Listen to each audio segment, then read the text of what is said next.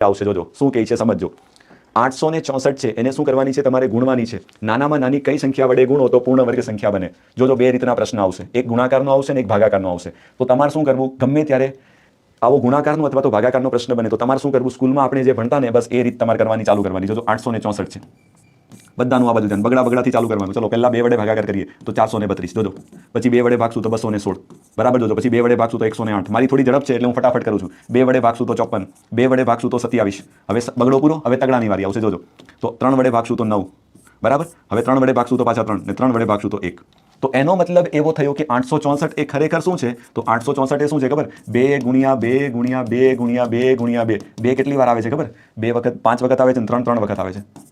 આ તમારા માટે લખું છું બાકી આ લખવાની જરૂર નથી હવે તમને ખબર છે કે પૂર્ણ વર્ગ બનાવી હોય તો બે બેની જોડી હોવી જોઈએ પૂર્ણ વર્ગ બનાવવા જોડી કેટલી જોઈએ બે બેની જોઈએ તો જો બે વખત હોવા જોઈએ તો છે આ બંનેની જોડી બને છે આ બગડો એકલો છે રવા દો આ બંનેની જોડી બને છે